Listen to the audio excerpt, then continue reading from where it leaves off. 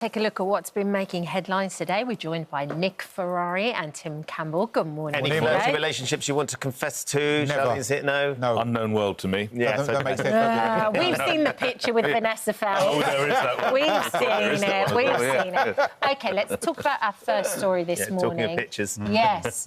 Should people be taking selfies with the Pope? Mourners at Pope Francis lying in state have been criticised for taking selfies beside his open casket in St Peter's Basilica. I mean, they're looking at this footage, Nick. It is extraordinary, isn't it? The crowds and crowds of people all just getting their mobile phones out. Yeah.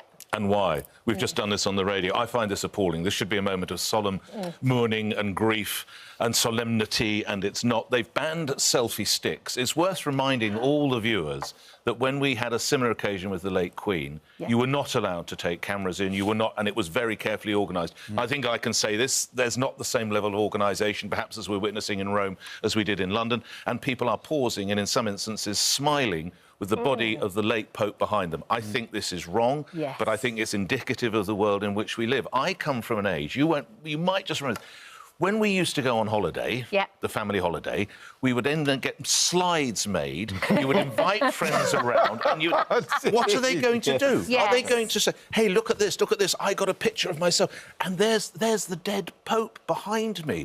But we do live in a world now, don't they, where have you ever witnessed in a restaurant in the old days someone getting out a camera, taking a picture of their lunch, taking it down to the developers and have that picture developed? Say, hey, Tim, look at the lunch I had. But that's the world we live in now. People, oh, look, that's my lunch. It's much more instantaneous. But there is an element, though, Tim. These people want to be there. They want to take that moment. They will have a moment, and it takes a few seconds to have a picture. Very simple. And then they will get a chance to have a moment, and then they can relive that, and they can share it. They could share it with relatives that 100%. couldn't get there. I know, Nick, you're very insensitive, and you're right. I think there is a very thin line between decency and taking advantage of a situation. But for many who have queued up for over 8 hours, similar to what happened with the Queen when she was lying in state, and what the difference there, though, there was no signs that said do not take photography. So people weren't doing something that was wrong in terms of the rules, but it's whether it was decent enough to do so. What do you think? For me personally, as a devout Catholic, I wouldn't have done it. I think it's disrespectful to take selfies at funerals or any other situation. But for many, particularly for those who have come from a country connected to the Pope, who had followed his life, had been beneficial in terms of what he'd done for them, I think for them to capture that moment where it's going to mean something to them, which is significant, they were doing something they felt was personal to them. So I'm not going to sit and judge, because in the Bible it says don't throw stones in those houses, right? So the reality is that it's up to them to make that decision. But for me, I wouldn't have done it personally. How is it, Nick, I don't know if you know this, how has it been received in Italy over there? Are the Italians as outraged as we might be over here? Well, initially, according to the Daily Mirror today, initially people did arrive with selfies, and they moved quite quickly on that because there was almost jostling around. So they said, right, there will be no selfie sticks. But I think they're just having to live with this. But what is incredible, I mean, it was 19,000, I think, last night. It will be tens of thousands by the time we speak. And they were going to close at night. And this shows, and I defer to you as a Catholic, this shows the feeling with which this Pope was held. He was a Pope for the poor. He clearly did connect with a lot of hearts, and it's fantastic to see that there's this outpouring. And it wasn't just Italians, it was South America. Oh, absolutely. So it was a global reach of the Catholic religion, and I think for many people who wouldn't have got the chance to go there, these images will be shared around the world, as lots of journalists have also. So to follow the argument on, should we have cameras at all? Should we have seen it? So the point is, where do you stop? So for many individuals... But you wouldn't have Ben or Kat doing a live report, like, with the body behind. Well, with the Queen, there were lots of journalists outside who were standing outside who were commenting on. Not with the body directly behind Kat. Obviously. So behind me... There is a live feed, though, right? Like we have. There is a live feed. You could tune in and have a live feed. So people were watching the images from wherever they were. So I don't see there's any difference for people who were doing it respectfully for them, where they wanted to capture a moment. It wouldn't be for me. But I do think it's less intrusive than that, though. Having kind of one photographer take a very respectful picture, or having one camera for then it can be a moment that's shared by everybody, but it's not that. There's a lot of pictures there. There's a lot of cameras coming on to the next story, which is all about, undoubtedly, a number of them will be shared. Yes. People will go onto their social media and they'll be able to say, I just had the most extraordinary experience. I was there looking at the Pope. But it's Peter Carr, who's the digital secretary, has told the Telegraph he wants parents, or he wants people to consider social media curfews for children too. So I think this is a really interesting conversation. We've seen what's happened in Australia, where there's been a total ban of social media. We've had several conversations on this programme about what we should do around social media for young people. I'm of the view that young people should not be withheld from engaging with social media, because I think you then jump off the cliff and then it becomes this big fascination. So I think we need to do it measured, it needs to be safety, and actually the onus shouldn't be on parents to put in curfews. It should be on the social media companies to protect the users of their content. And actually, what we're doing here, by getting into a debate whether or not parents should impose a curfew after, is putting all the responsibility on the parents and almost ignoring the right and responsibilities social media companies have to make sure that algorithms aren't being pushing out the wrong information to them. And actually, the content is not going to do harm to our children. I think it's a dual-edged sword. Me as a parent, I'm responsible for my children. I have to make sure I'm aware of what's happening. It's a two-way street. It is a two-way street. Just down to However, the actual energy behind these companies and what they're doing to make sure this content is spread and engaged amongst our young people is something that no parent is going to be able to control, because whether you're at school or walking outside of the home, they're going to get access to this content. I mean, this is more relevant to you. You're a parent with the children. I mean, Virgin Media Virgin Media O2 puts research out today. Broadband traffic spikes between 3:40 p.m. until 5 p.m. Yeah. Well, on a weekday? What typically? I think we all know school is coming. Now, my children having their own children, but so how are you going to police this? Well, I actually read the article that Camilla Tominey wrote in the Telegraph about that campaign that was being released by Hugh Grant. And I do actually struggle with some of it. I think even at school, they're on screens too much. I think we need to reduce the amount of screens with everything. Totally agree. And I think that, actually, I do think Tim's right. I think the responsibility is on the companies that are making the money from this. You have responsibility as mum as well. For sure, right. And I absolutely do. And I'm quite lucky that the children, the schools that my children go to are putting back... I think there's going to be ultimate bans. Do you? Yes, I do, because I think we've reached a point where actually where my kids are, which are 6 and 9, I think we've realised that there needs to be something, and there's no point in trying to do a small amount. It's got to be blanket ban. 62% of parents said they give their children devices to use while they get on with household jobs. There is a default setting, isn't there? And you know what? And I would have loved it if I'd been that age. And actually, when I used to come home from school, the first thing I did was put the telly on. I was like, your mum and dad were at work, and that was my company. I'm no different. It's just it was a bigger screen and there wasn't as many options of things to watch. You know, we've been through that. And to your point, Kat, we take children on holidays, and as you say, on the aeroplane... Aeroplanes. It's like they can't believe their luck because it's just... OK, I think the challenge is that we're all desperately in need of wanting to go back to how it was. And the reality is that it's not going to happen. It's here. So I'm more about leaning to where we are now to try to make it as productive and safe, because there are positive sides of social media, and we can't just demonise it as all negative. And let's be clear, we wouldn't be able to function in our daily workplace if we didn't engage with social media in some way, shape or form. And you want children to be... And you want your children to grow up. Sure. Make it more positive. The first business that can solve this problem, I'm in. And that's why we need to push back on these companies to do more. For sure. Interesting stuff. Straight back into more of today's news stories now with Nick and Tim. And we're talking about this Danny Dyer interview that's been... And we were just saying, actually, before how much we love the show. It's such a great idea. Great concept. On Saturday night, Danny Dyer gets a grilling in the new ITV show, The Assembly, and he makes a surprising admission about his children. Have a look. I'm very proud of my roots, but... You have kids, you want to give them everything you can. Sometimes it backfires on you slightly because now they're not streetwise. I walked everywhere as a kid, all right, to get a bus. You know, I don't think they've ever been my kids. Why? Well, they don't have to, do they? No. Because they get driven door to door in a Bentley. We were talking about in the production meeting this morning, and you were saying how you used to walk to school. Yeah, walked to school from a really early age, walked everywhere, got on the train. And then, to be fair, still do. I still encourage my boys to. This programme, Nick, is a wonderful, wonderful example of when you take somebody like Danny, a high-profile person, they did it with Michael Sheen as well, get a group of young people who are neurodivergent, learning disabled, to ask the questions, you get some absolute magic. They have got a hit on their hands with The Assembly. Well done to ITV, undoubtedly. It puts people like the three of us and you, Tim, puts us to shame, because they will think of questions that, you know, we think we're so clever, we have researchers, and I hope the show's a hit, and I'm sure it will be.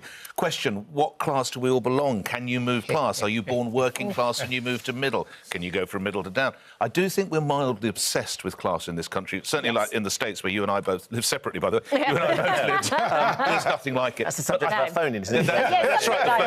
Something like that. You've got to stop. I will try. I'm heartbroken. But I think, let's be honest, yes, Mr. Dyier obviously was working class, but and good luck. And I think if you've got the money, yes, you send your children to private school. Driving them in a Bentley, I might have an issue with, because I don't think it helps the child when she gets out. But come on, you're now middle, if not upper middle class, Mr. Dyier. Let's be honest about it. 100%. I think that holding on to your working class values is admirable. Because the foundation of our household is very much around that. But we have to admit that we're no longer working class because we are able to do many different things. You'll remember from the days of ABC1 classifications in the news, etc., right? So there's clearly ways to define people as working class, and Danny is no longer that. But I think he's right to want to hold on and pass on those values to our children. The challenge is, I was speaking to my wife about this the other day, and we said, we wish we could give our children everything we didn't have. But actually, I think we need to focus on all the things that we did have and remember the good things about value. The fact that we could navigate our way around the city, no one would check in on us, so there was no fear in terms of old days. Where now, if my son's 10 minutes late, I panic, jump in the car and drop them off. Is your they don't son learn the as street resilience. smart as you? No way. He believes he is. Which he is thinks he even can do it. more That's dangerous. Worse. He believes he is, but the reality, he's not. He's not. But how much does that worry you? It doesn't worry me. It worries my wife a lot, but it doesn't worry me because we're not on the same streets. So therefore, we don't have to worry about the same challenges. But it is more about the resilience that I learned as a working-class young man, how to spot people who are wafflers, who are going to try and do you over. Why did you look at me? It was just about... only out of affection. I make a living out of affection. But that's the thing. There were certain working-class values which I really hold and I wanted to pass on. But actually, the resilience that you learn as a working-class child was the big thing that I don't think my children have. Danny will be sitting in the hot seat of the Assembly on Saturday night at 10:05 in the evening on ITV. Great. Then David Tennant will be in the hot seat on Sunday at 10 o'clock on ITV1. And the previous one, the original, which was the pilot that he did, is with Michael Sheen. And I would urge anybody to try and find the Michael Sheen one, Your Dream. You can't I mean, magical. you just sheen something. There's a sheen on your face of a Michael Sheen. He's just the Nick, best. you're next. Now, something else I'm sure that we've all experienced, we're talking about the advent of phones and social media on phones, music being played out loud on public transport, Nick. The Liberal Democrats feel like it should be illegal. It should be illegal. And who's going to disagree? And there's a policy coming out put forward by their Home Affairs spokesperson. There should be a fine of £1,000. Well, yes, they should, but good luck. There should probably be a fine of £20,000. In most instances, this actually, I think, has resonances a little bit with the Pope story.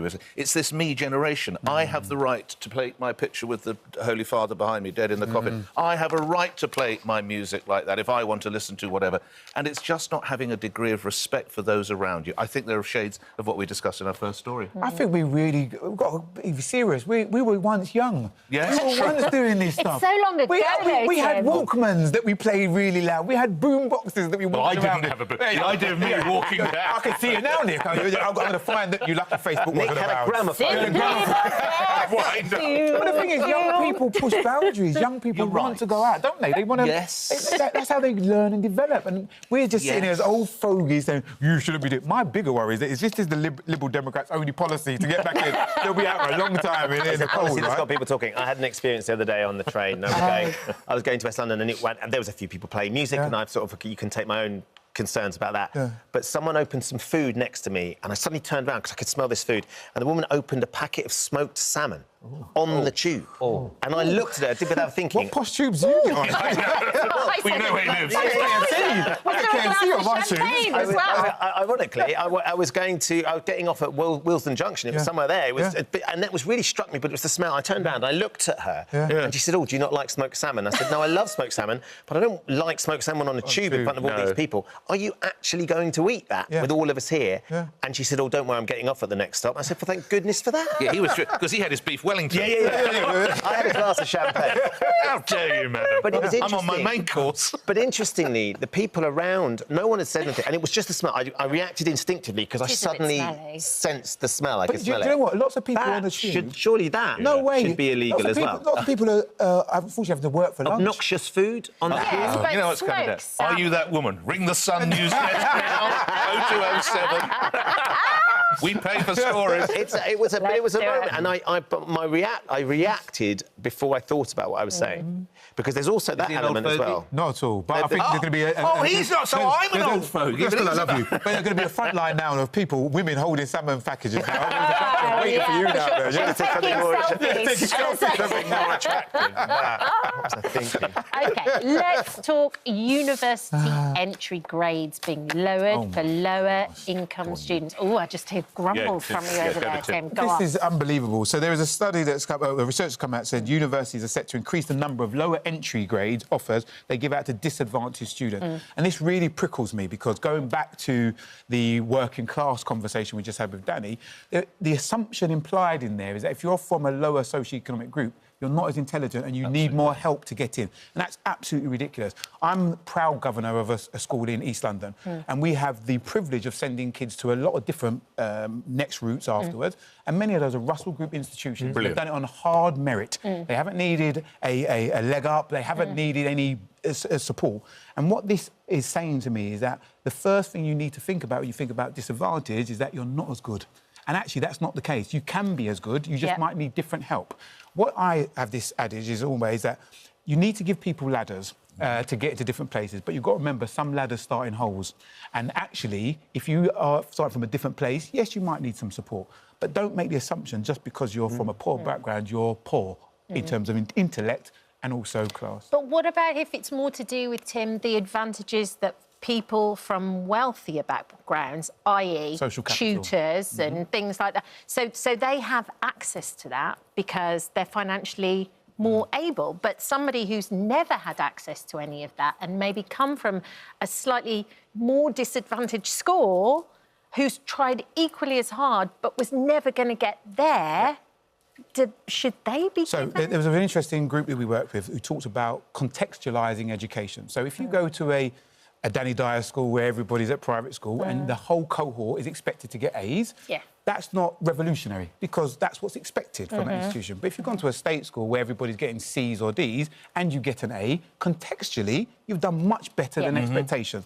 Universities can take that into consideration already. They can look at where you've come from and say, do you know what, you've worked extra hard, we can see that, we'll give you a place. But essentially... So will they give a lesser offer? They will give a different offer based on what they have. But what I think we've got to make sure is that we can't also disrespect those young people who have worked really hard at those private schools who then say, well, because you've gone to a private school, you can't get in. That doesn't make any sense. When we're having this conversation about women in spaces and other things, we have to make sure we're respecting everybody in a conversation, not over-emphasising one at the detriment of somebody else. I couldn't put it better myself. I think we need to say universities, UK, it's coming from the right place. I think they're trying to do the right thing. But Tim's comprehensive argument, I think, has just taken all the steps out the ladder. I don't think it's not fair to the other kids. It's not fair to those kids. I don't see how anybody wins from this. But I get the idea they're trying to do. I see the good intent.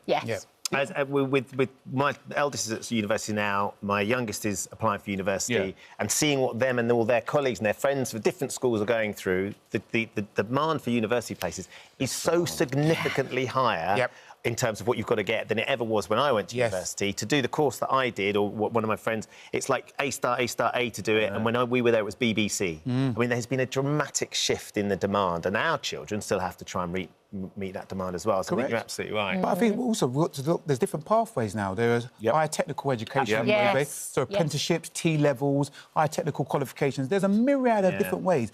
My mum was all the way that if you go to university, you're going to be great. And that's the old school way of looking at it. Now there's different ways, don't you think? And a show as powerful as this, actually, there will be parents watching and kids watching, doing their A's.